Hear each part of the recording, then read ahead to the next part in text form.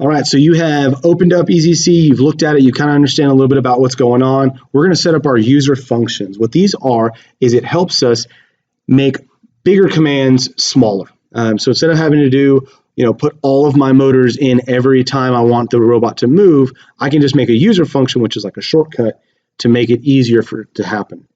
So if I right click on user functions, I'm going to add new function. I'm going to add a new function and I'm going to give it a name, forward.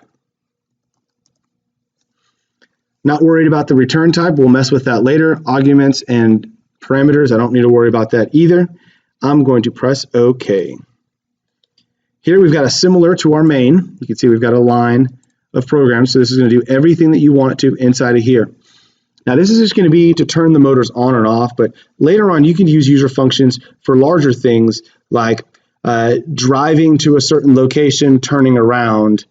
That'll be like, part number 1 of your programming sequence, and then you could do part number 2 is another one. So you could just test those individually from user functions, and then your last program could just be part 1, wait 1 second, part 2, wait 1 second, and it would do those things because you've choreographed it and you've programmed it and practiced that in a user function. But back to what we're doing. Forward is going to be used with our 4 motors, so we're going to grab our motors, drag them in. We drag one in. We want motor number 1, forward equals negative. I want it to go forward, so I'm going to click on the negative and press OK. I'm going to do that again. The next one, 2, forward is positive, so I keep it positive, press OK.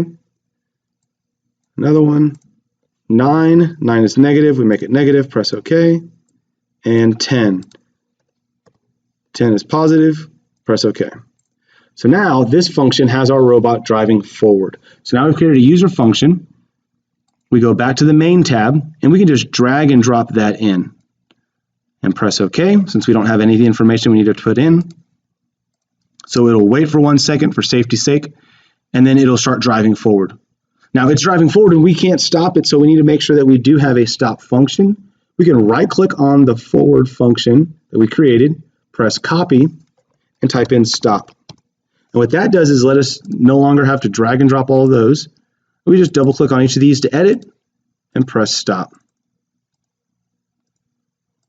So now our robot will drive forward and it'll stop using our user functions. So we just need to make sure that our code matches that. So this is just going to be for safety. And I can add a comment for safety. Let's go ahead and make it a little bit longer, 3,000.